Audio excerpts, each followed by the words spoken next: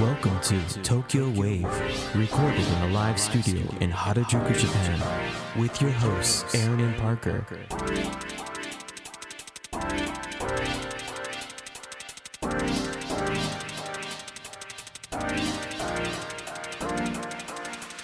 Alright, welcome everyone to episode 46 of Tokyo Wave. We are your hosts Aaron Randall and Parker Allen. On Tokyo Wave, we bring you weekly updates from our studio in Harajuku. Join us in segments featuring this week's top news, political happenings, business, and other random garbage. To get us started, here are this week's top news highlights. Female former Olympic athlete Seiko Hashimoto takes over as Tokyo Games head. Japan's COVID19 vaccine rollout expands beyond Tokyo area. Japanese town to give residents who get COVID-19 vaccine 1,000 yen gift certificate. This week in Japan. Alright, so this week's top news story, female former Olympic athlete Seiko Hashimoto takes over as Tokyo Games head. Kyodo News has reported that Seiko Hashimoto, a former minister and a renowned female athlete, has taken over as head of the Tokyo Games organizing committee, succeeding Yoshiro Mori, who was forced to quit last week amid an uproar over sexist remarks. Hashimoto, a 7-time Olympian, said preparing effective measures against the novel coronavirus is the most important task, and pledged to stage a safe and secure games this summer. After being formally approved by the board of the organizing committee, Hashimoto told reporters, "It is my mission to host the games by prioritizing safety for both participants and the Japanese people, and create an atmosphere for athletes to go on the stage of their dreams without worrying." The torch relay will begin next month in Fukushima Prefecture. Japanese officials are scheduled to decide by the end of spring whether to welcome fans from overseas and the number of spectators allowed to each venue. Speaking at a press conference, Hashimoto, a Liberal Democratic Party lawmaker, said that she accepted the position to advance the country's preparations, which were disrupted by former chief Yoshiro Mori's sexist comments, and vowed to restore trust in the committee by improving its gender equality. Before the approval by the executive board, she met with Prime Minister Yoshihide Suga and stepped down as Olympic minister. So actually, Hashimoto had to step down because accepting the position as the head of the organizing committee was not permissible with her profile as a minister of the Japanese state. Ah, okay, that makes sense. International Olympic Committee chief Thomas Bach said in a statement that Hashimoto is the perfect choice for the role, given her rich experience both as an athlete and as a politician. They should have just gone with her from the beginning, huh? Might have been a good idea, but she wasn't old enough or male enough. Ah, yes. Tokyo Governor Yuriko Koike said in a statement she expects Hashimoto to work toward the Olympics, due to begin July 23rd, with an athlete's point of view, and promised to keep cooperating with the organizing committee, the government, and the IOC for the success of the games based on the concept of diversity and harmony. Perhaps it's also interesting to note that Governor Koike hates Yoshiro Mori with a burning passion, so this development for Governor Koike is like champagne raining from the skies. Oh, I'm sure they had a toast of champagne. A good friend of mine who is associated with the Olympic movement in Japan actually told me that he expects that Governor Koike probably had a champagne and caviar soiree hearing the downfall of her arch nemesis Yoshiro Mori. Yeah, no doubt. Following calls for transparency in the selection process, the 8-member selection panel, headed by Canon's chairman Fujio Mitarai, screened candidates based on 5 criteria that it decided during its first meeting. The criteria for the candidate included having an international profile and a knowledge of the Olympics and Paralympics, as well as a deep understanding of gender equality. I wonder what that means.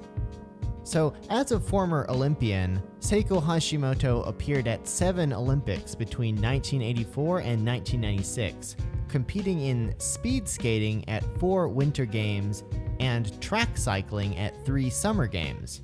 She won bronze in the women's 1,500-meter speed skating event at the 1992 Games in Albertville, France. You know, based off of our conversation last week with Nancy, this seems to be a great progression. I'm actually surprised that they actually went for Hashimoto. Surprised and happy, you know. I think they probably all just spoke and realized they can't just put another old, Japanese male in charge of this. Well, they tried, but thankfully they failed. You know, honestly, while Prime Minister Suga said that he was not involved in the selection process, his fingerprints are really all over this because there's no way that Seiko Hashimoto, who is, the minister that he appointed in charge of the Olympics, for her to be able to step down, Suga's gonna sign off on that. Right. So you also heard that Suga was unhappy with the former selection of the 84-year-old dude who Morty said he wanted to be his successor. Mm-hmm. And Suga apparently or reportedly expressed displeasure with that. I think there's definitely strong suggestions that Prime Minister Suga was somehow involved in the perhaps not so transparent actual process of deciding who was going to get this job. But it was very transparent because transparency was one of the things that were important in the selection process. Well, hopefully Hashimoto will guide us into a safe Olympics for this summer. And it's interesting to see they're debating whether or not to allow foreign spectators. So I guess that means it's kind of a 50-50 chance if they'll open up the country or not, huh? Well, if we think about this in terms of are these games actually going to happen, I think Seiko Hashimoto's move to accept this role is a sign that the government is going to make it happen. They're very serious. They're very serious about it. Because, there was a bit of discussion if, Abe or some senior person became the head of the organizing committee, and then they said, oh, actually, you know what? We didn't really want to have those Olympics after all. There was a lot of talk about how having someone high profile in that role, if Japan did decide to back out, would look really bad on Japan and also really bad on the individual who took that role in Mori's place. So, while it doesn't have a direct relationship with the approval of the Japanese cabinet, I'm willing to bet that this development, combined with the lower case numbers, also another thing that has no direct relationship to cabinet approval ratings, will serendipitously have a positive effect on the public opinion of Prime Minister Suga's leadership. Yeah, very true, very true. And finally them putting a woman in charge, it seems like they listened to a certain extent to the international outcry from Mori's comments, and Suga and his administration made the decision to put Hashimoto in charge, and yeah, they're serious about this. So 2021 Olympic Games, baby. All right, let's see what happens. Live on Zoom. Up next, Japan's COVID-19 vaccine rollout expands beyond Tokyo area. Kyoto has reported that Japan is expanding its COVID-19 vaccine rollout beyond the Tokyo metropolitan area on Thursday, with health workers set to be inoculated at 100 hospitals across the country by next week. Prime Minister Suga inspected the program at the Tokyo Medical Center, the first institution to begin administering Pfizer's vaccine. Suga said after speaking with staff at the state-run hospital, "I felt that health workers are placing much hope on vaccinations. I hope to deliver vaccines to people nationwide as soon as possible." Hospitals in Ibaraki, Nagano, and Okayama were set to begin vaccinations on February 18th as Japan seeks to inoculate an initial group of 40,000 health workers before expanding to other parts of the population. No severe side effects were reported among the 125 people inoculated at 8 hospitals in the Tokyo metropolitan area.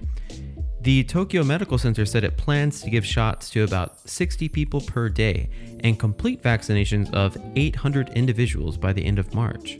Of the initial group of 40,000 health workers, 20,000 are taking part in a study of potential side effects caused by the vaccine, with data gathered by the Health Ministry's research team due to be released every week. Vaccination of a further 3.7 million frontline healthcare providers is to begin in March, followed by 36 million people aged 65 or older from April, according to the country's vaccination timetable. It's going to be interesting to see whether Japan will be able to keep with these very ambitious goals, because we've already heard reports that the amount of vaccines that can be distributed are mitigated by several limiting factors. We had the problem with the syringes, the limited availability of medical staff, because it's actually Japanese law that only a licensed health worker can use a syringe on humans. Oh wow, I didn't know that. Yes, if you want to put a syringe in a Nikuman, anybody can do that, but if you want to jab a human being, you gotta be a doctor, or a nurse, or Dr. Mario, by Japanese law. Makes sense. I wonder what the laws are like in America. Hey, come over here, give me a jab. My name's Billy Joe. I'm the chief jabber of Jabberton. Billy Joe, I got some pain in my left leg. Come over here, we're gonna give you some morphine. It's approved by the Ministry of Awesome. Can you use that syringe I saw on your advertisement? Only 9 payments of $9.99. The jabber. People with pre-existing conditions and those working at elderly care facilities will be next in line, followed by the general population. So is it too late to ask your friend to get a job at that old folks home? I think so. I think the window passed on that. Shit. Japan trails about 80 countries in starting its coronavirus vaccination rollout, as Japan requires additional clinical trials on its own population to ensure safety before approving the vaccines. I mean, I see this as a good progression as well. The 36 million number is pretty big. I'm happy to see that they're starting as early as April. My big concern was, Japan was going to really lag behind the rest of the world on this, but we've got a lot of elderly here. Getting people with pre-existing conditions inside of elderly care facilities, this is really important. There's been lots of clusters at elderly care facilities or hospitals. So really, these are the areas that we have to, hit first. And, I'm sure most people listening are like, okay, well, when the hell am I going to be able to get the vaccine? This will help us, though, towards herd immunity. The numbers are going down in Japan already. Well, the vaccine schedule, we've been talking about it over the past couple of months, and so far, so good. Everything appears to be going on schedule. Even the approval for the Pfizer vaccine happened on Valentine's Day, February the 14th, which was a full 2 weeks earlier than it was originally planned to be approved. So, oh, wow. So far, so good. All right, and next up, Japanese town to give residents who get COVID-19 vaccine 1,000 yen gift certificates. The Mainichi has reported that Miyashiro town in Saitama Prefecture has announced that it will provide each resident who receives a COVID vaccine with a gift certificate worth 1,000 yen. That's about $10 USD. Woohoo. The Miyashiro municipal government has earmarked 60 million yen for the scheme in its fiscal 2021 budget. According to the town's healthcare division, about 30,000 people in the town aged 16 and older are eligible to receive vaccinations. Each person given a shot will receive a thank you gift certificate worth 1,000 yen issued by the town's Chamber of Commerce. The gift certificate can be used at small businesses and soaplands in the town. Because recipients of the vaccine produced by Pfizer will receive 2 shots in principle, they will receive 2 gift certificates worth 2,000 yen in total. The municipal government is considering giving the certificates to residents at vaccination sites while they are resting during group vaccinations. A government official said, "We will implement this scheme as a project unique to this town in order to raise the vaccination rate and vitalize the local economy." I wonder what it's going to be like, Oh, man, that really hurt. Hey there, boy, want some coupons?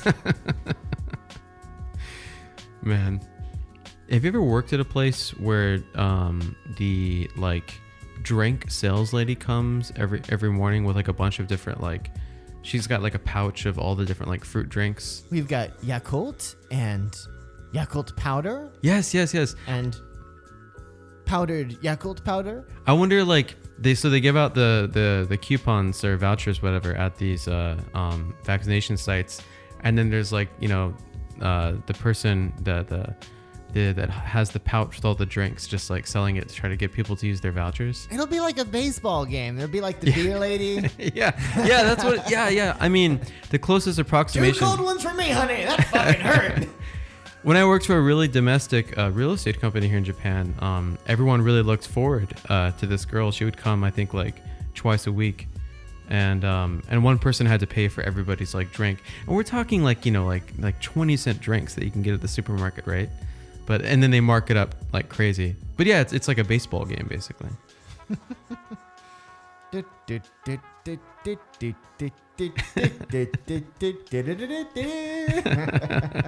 Coupons. Yeah.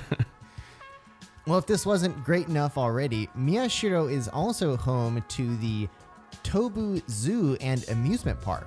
So, get your jab, get your coupon, and go see the lions, penguins, and bears. There are also dancing white tigers, bird shows, pony rides, and geese marches. Government subsidized pony rides. The best kind. There's even a roller coaster. Wow. Yeah, Japan loves its coupons. It loves its vouchers. It loves its point cards. I mean, this is the land. Actually, Parker, I recently bought some electronic equipment and I got a huge discount because I signed up for their point card system. And I think I'm going to join the point card club. I'm going to be one of those, I'm going to walk around with a binder with 1,000 point cards.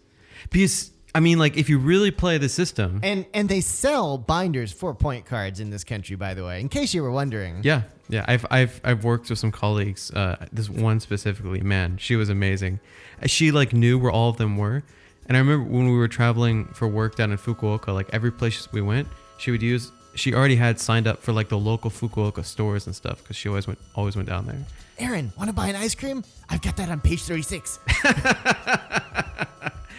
Yeah. I'll let you use some of my points. Yeah, it's crazy. Yeah, and all the cards are connected in some way to each other too. Basically, I think if you use the system correctly, you can probably be saving 5 to 10% on everything you buy in the country, if that makes sense. But I can just see it now. They should have coupons everywhere. Think about it, especially, coupons that you can use at amusement parks because, amusement parks have been so hardly hit by this pandemic. So Get your vaccine, get your coupons, and go to 6 jabs over Tokyo. Yeah. All right, and up next on Weird Thing of the Week, we're going to be talking about the Clubhouse app and how it's taking over Japan by storm.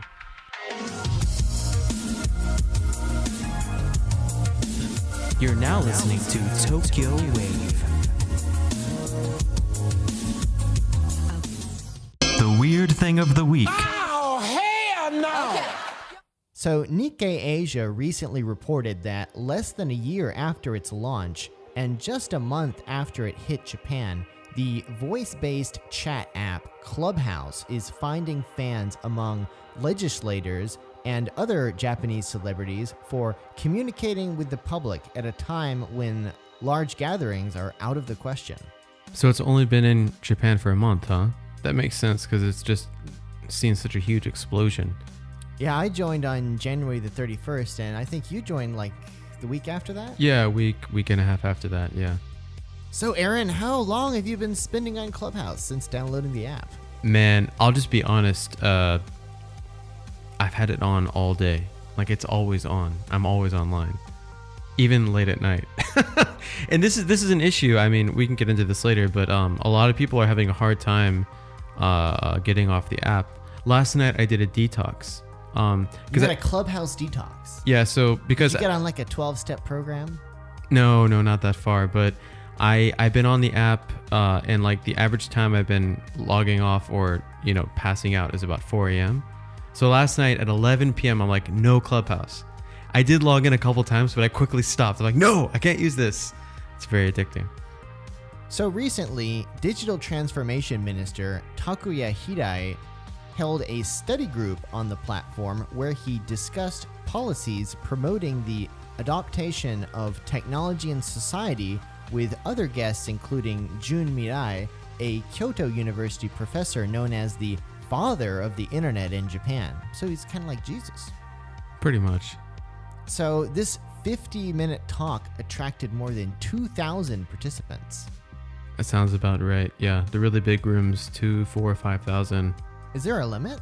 I don't know. I think there is a theoretical limit, but I really haven't seen any room more than like say 4,000 or 5,000. That's quite a lot. I try to avoid those rooms because it's kind of like watching TV at that point. I like the rooms where I can actually raise my hand and get up and talk to the people. Well, the runaway popularity of the Clubhouse app in Japan has even caused outages of the service. I mean, it's been having almost daily problems, I think. Today and yesterday, yeah, they've been having serious server issues. Just because it's in beta right now, right? And it's only for iPhone, and it's invite only. So there's so many layers to get people to not join the app, but still people are doing it. People are actually buying old iPhones to use this app. I'm in a lot of groups with like security experts and some nuclear engineers, really, really wild, deep rabbit holes I've jumped down. And a lot of these guys are using like the iPhone 4 or something they picked up at the secondhand shop just to use the app. Whoa. Yeah. So launched in early 2020 by US startup Alpha Exploration, Clubhouse is a by invitation only app that is part talk radio, part live podcast, and part video free Zoom call. The last one is the really big important one. I think that's the selling point for a lot of people. Hosts and their guests talk, and users can drop in. The platform, which boasts more than 2 million users worldwide, offers opportunities to plan events featuring influencers. And it's also a great platform to just connect with anyone and everyone doing anything you can possibly imagine all over the world. That's what I've personally found the most value in. Yeah, it's really interesting, and it's a great thing to have in the middle of this pandemic where networking opportunities are limited, if not completely non-existent. Without a doubt, yeah. So interest in Clubhouse spiked in Asia earlier this month after Elon Musk spoke on it. Clubhouse even picked up users in China who gained access by changing the country settings in the Apple App Store. These Chinese users were able to engage in unusually open discussions before the authorities banned it and put it behind the Great Firewall. Yeah, so some of the biggest rooms, when we're talking about size, like 2,000 to 5,000 a day, were these Chinese rooms. And it didn't just have Chinese, it was people from all over the world hearing real stories from people in China. We've heard so much about what's going on with the Uyghur issue, stuff in Hong Kong. You had real mainland Chinese in rural areas telling real stories, some supporting the government, some not supporting the government, really a free and open debate with rural Chinese. It was incredible. Unfortunately, they were blocked by the Chinese firewall pretty quickly after these groups started. There's a big movement right now with a lot of guys in Silicon Valley, a lot of IT people all over the world trying to get access back to these people's voices.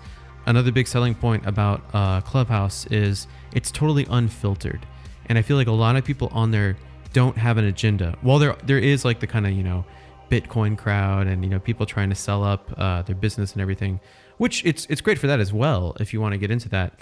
The unfilteredness, right, of the app, for especially the past 2 years, all we've had is these media outlets that all have a very serious agenda. Being able to jump into chats with people all over the world, have no agenda, have an open debate where people aren't biting each other's heads off. They're listening to each other. Finally, I mean, this is like the coolest thing, man. I'm such a promoter of Clubhouse right now for it providing a platform in a time where where everyone is at odds with each other, especially in the U.S. and globally.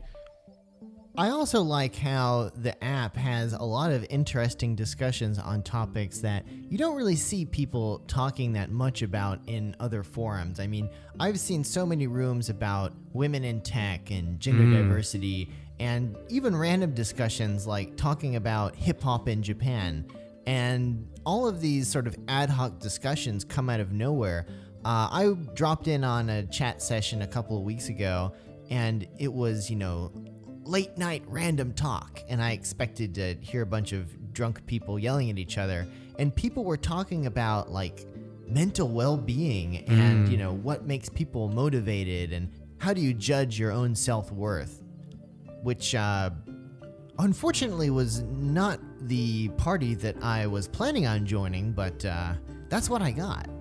Yeah, and after joining one of these random ad hoc discussions for a couple hours, you kind of feel like you're an expert in that area and you've really learned a lot. I have some friends that are actually journaling as they're participating in Clubhouse because the speed and the velocity of the new information, especially if you join some of the more technical talks, it's absolutely incredible. Especially I think for people that are more auditory based learners, probably like us, we do a podcast, we love to talk and we love to listen. It's very addicting for I think our personality types in particular. Yeah, man. I mean, I've learned all sorts of great new things on Clubhouse, like how the currency of the moon is Dogecoin. Oh yeah. Well, it's going to be the intergalactic currency technically after we establish bases across the galaxy. All minted by prophet and overlord Elon Musk. Yeah. It's funny. Elon Musk, yeah, he was definitely the catalyst for bringing attention to the app. I'd like to say first too, to those who are hesitant to get on it and have a lot of preconceived notions before trying it, I really would recommend people to just try it with an open mind, because the app is not as it seems before you try it. It's really, my assumption was it's going to be the audio version of Twitter, and that sounds absolutely terrible. Like, imagine everyone talking at the same time.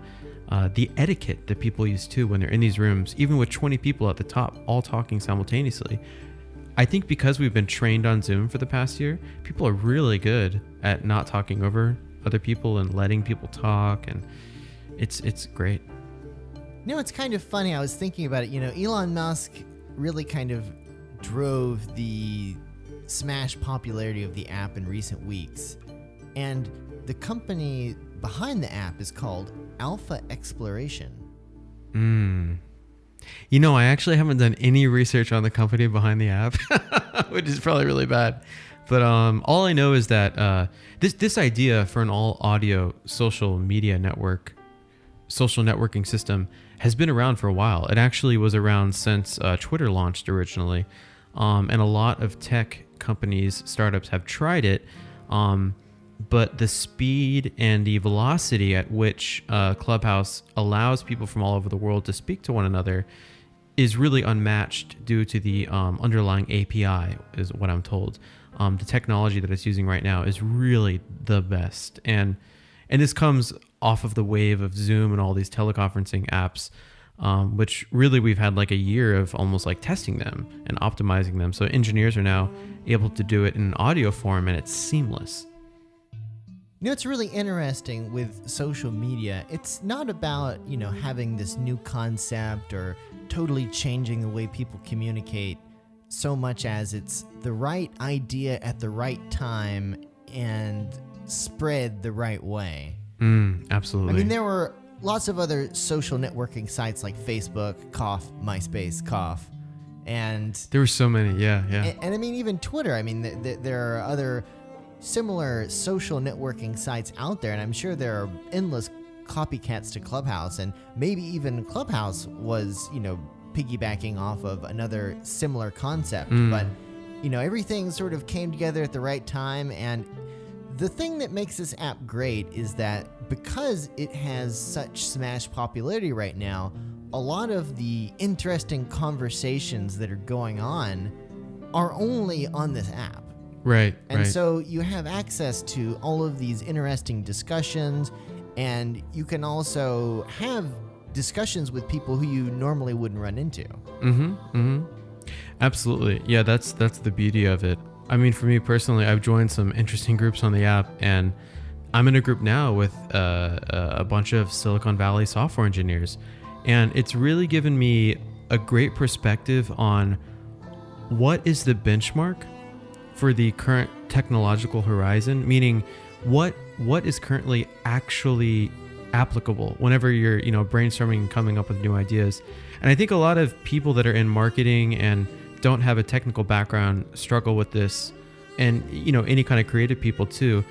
You really have to know kind of what is possible now and what's going to be possible 5-10 years from now to make the ideation process a lot more efficient. And if you come up with an idea and you can get 20 engineers to double check it and be like, yeah, that doesn't exist and it's applicable, this could be built in like a week, boom, you can start a new company by doing that. So this episode is brought to you by Clubhouse, by the way. But for me personally, and I think for anyone creative, I would highly recommend to get on the app and just not even the big rooms, just follow people, start your own room. People will jump in, and you can have these kinds of conversations. And it really, without stating it and without it even being part of the platform itself, it promotes diversity and it promotes inclusiveness, because when you're having these kinds of ideation sessions and brainstorming sessions, you need people from all different backgrounds, from all over the world, all different skin colors, different genders, etc. Because the more kind of opinions you have and the way that people can look at an idea, the faster, the velocity at which these ideas can actually turn into reality, it increases exponentially. I was talking to someone on the app this morning, and we were saying really, like, in a year, if Clubhouse is able to scale and keep the community the way it is currently, with all of these creatives and technologists and people from all over that have these open minds and are open to communicating and starting these new ideas and ventures, really we could enter a reality where right now for business we use Google Suite, we use Zoom, all these things to communicate. I mean, imagine an application that pools all of these specialists and talented people, and you have an idea, you go on the app, and then you tell it to a group of people, and within 48 hours, it's an LLC, it's a business, and you have it running. I mean, I think this is going to speed up a lot of startups, especially, and just people with new ideas that want to get them out there in a very open source kind of environment too, right? So giving credit where credit is due. Maybe Clubhouse isn't the ultimate platform to do this, but I think it's definitely setting a new benchmark for social media. I'm actually surprised at how positive the experience is on Clubhouse, and I hope it continues. I can't help but think about part of the positivity must have something to do with Clubhouse's real name policy, because one of the reasons I think why Twitter has this sort of negative slant is there are so many people on Twitter who are anonymous, and right. Their thoughts aren't attributed to anything but a cat picture, so yep. They can be as snarky and negative as they want to be. But Clubhouse does have this real name policy, and of course you theoretically could spoof it, but it seems that most people, at least at this point in time, are using their real names and are probably couching their words in some instances so that their honne will not come back to bite them in the ass. Absolutely. When I'm speaking in rooms, especially when it's a controversial topic, I assume I'm being recorded. I assume that, everyone is taking note of who I am and they can access my content on LinkedIn or whatever. So, there is that level of caution that people are taking.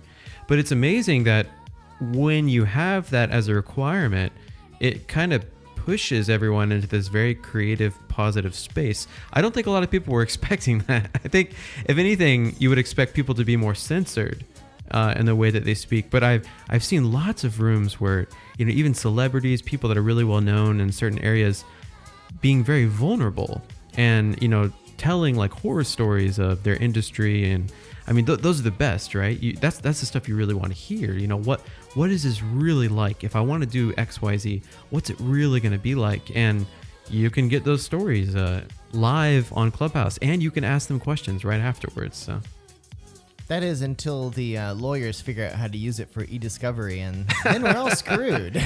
There's lots of talks of that. Basically there's bots that will eventually penetrate the system, and they'll go around and record sessions and all that kind of stuff. But a lot of people in some of the groups that I'm on, people are already talking about building a new platform because they totally expect this to happen. The lawyers and the bots to ruin the platform. Those damn lawyers and bots. Yeah. It's always them.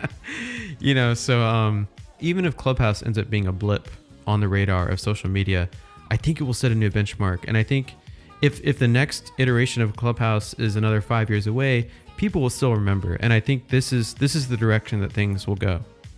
My tinfoil hat conspiracy theorist is imagining, you know, they have all these AI platforms that have really natural speech patterns. Ooh, yes. What if you could make like an AI influencer and somehow through Clubhouse create this celebrity that isn't real?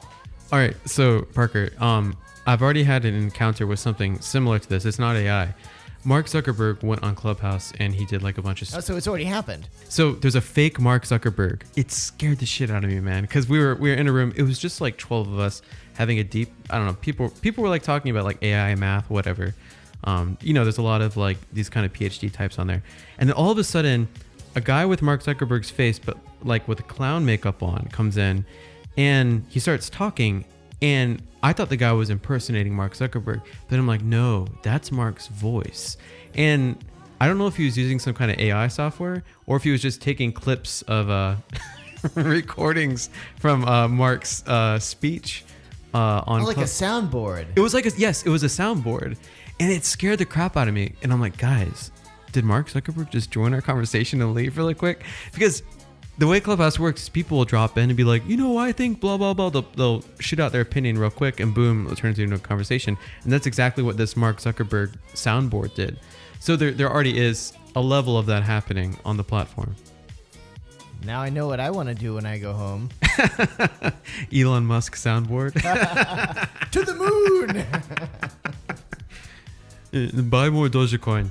Buy more Dogecoin. Here's a button.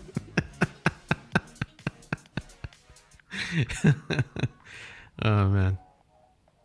Well, now that there's all of this recorded audio of us on the internet, thanks to Tokyo Wave, maybe people will come up with Parker and Aaron bots. Oh yeah. I think there's an app called Speechify. Have you heard of this app? No, but it sounds terrifying. Yeah, this is something else I've learned from being on Clubhouse. But yeah, you're able to use, you know, celebrity voices to read things. So this technology is definitely it's out there. It being used in malicious ways, I don't think there's a good use case for it being used maliciously on like a grand scale, like getting like, you know, Putin or Trump to come on and it's actually just a bot, right? I think you're probably seeing videos where they do that, right, with the politicians. Yeah, but it'd be a lot easier if it was just audio, I imagine. So Uh-oh. Yeah. I mean, there's lots of potential pitfalls with the app. You know, it could go to shit in a day, but I'm positive on it.